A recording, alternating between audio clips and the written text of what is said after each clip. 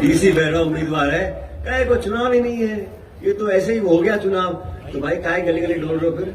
अगर चुनाव इतना कमजोर था, उम्मीदवार इतना कमजोर है, हमारी पार्टी इतनी कमजोर है, तो तेल पानी लेके क्यों पूरे बाजार में मुख्यमंत्री, उप मुख्यमंत्री, संतरी, तंत्री, मंत्री सब बटे बोल रहे थे? क्यों?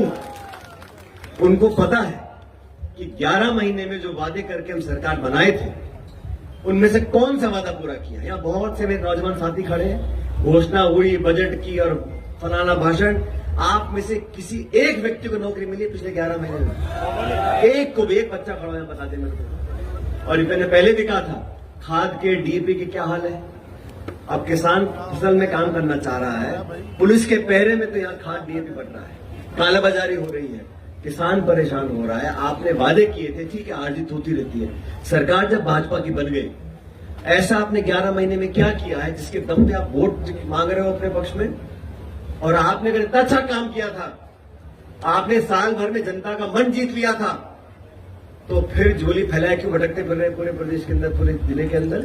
अगर इतना बढ़िया काम किया था तो जनता अपने आप वोट डालेगी आपको। काम तो बोलता है ना। ये मनोहरपुर से दौसा की जो हाईवे है, ये अपने आप बनी है क्या? ये 60 किलोमीटर की स्वर्गीय पांच साहब ने बनाई थी रोड, आज जुड़ गया हमारा जयपुर से, बोरे नदी पुलिया बनी है। जो काम है अपने आप बोलते हैं। अब घोषणा करते रहो टीआरसीपी करवाएंगे कराएंगे। अरे भाई, आप सरकार में रह लिए, 11 महीने आपको हो गए, वो एमओयू दिखा दो मेरे को जो आपने बनाया है मध्य प्रदेश की सरकार के साथ। किसी को नहीं पता साथियों, वो एमओयू में लिखा क्या है।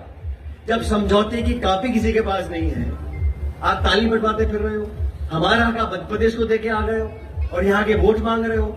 मैं चैलेंज करता हूं सरकार को, अभी भी समय चुनाव का, 2 दिन बाद वोट पड़ेंगे, आप टीआरसीपी का समझौता, उसका जो एमओयू है उसको छपाओ अखबार के अंदर, जनता को पता पड़े आपने कितना पानी अपने रखा है, कितना आपने दे दिया।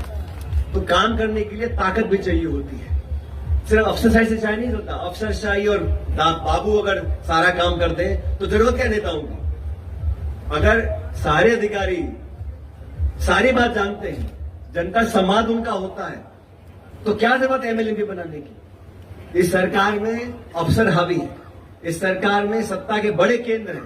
कोई किसी को ब्लैकमेल कर रहा है, कोई किसी को धमकी दे रहा है, कोई वक्तव्य दे रहा है, कोई भाषण दे रहा है, संगठन कुछ बोल रहा है, सरकार कुछ बोल रही है। इसलिए मैं कहता हूं 11 महीने की सरकार का काम देख लो और दोनों पार्टियों को आप देखो। आज राहुल गांधी जी पूरे देश में घूम रहे हैं, मुझे मौका मिला, मैं झारखंड, महाराष्ट्र, मध्य प्रदेश, छत्तीसगढ़, कल मैं केरला में था जहां से प्रियंका गांधी चुनाव लड़ रही है। मैं वायनाड गया था प्रचार करने के लिए, वहां के कार्यकर्ताओं ने मुझे कहा कि सचिन पायलट जी, यहाँ के चुनाव में हमारी एक ही चुनौती है। मैंने कहा क्या? कहते हैं जो जीत का मार्जिन है प्रियंका जी का, वो 5 लाख से पार जाएगा कि नहीं जाएगा। 5 लाख से प्रियंका गांधी चुनाव जीत रही है पूरे देश में। झारखंड में, महाराष्ट्र में इंडिया गठबंधन की सरकार बनने जा रही है। यहाँ आज दौसा में कल आखिरी दिन प्रचार का है। मुरारी जी बोल रहे थे, प्रताप सिंह खाचरेवाल जी जो जयपुर से आए और हमेशा की तरह अपना दमदार भाषण दिया। हम सब आपसे कहना चाहते हैं, जिन मुद्दों को लेकर बीजेपी कांग्रेस आमने सामने है, बड़े स्पष्ट है। और जो लोग ये बोलते हैं कि संविधान से खिलवाड़ नहीं किया, मैं उन लोगों को बताना चाहता हूं, संविधान से खिलवाड़ आप कर नहीं पाए।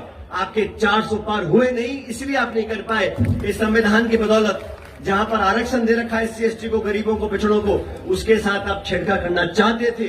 आप 400 पार क्यों चाहते थे? जब 272 में सरकार बन जाती है, आपको 400 सांसद चाहिए क्यों थे?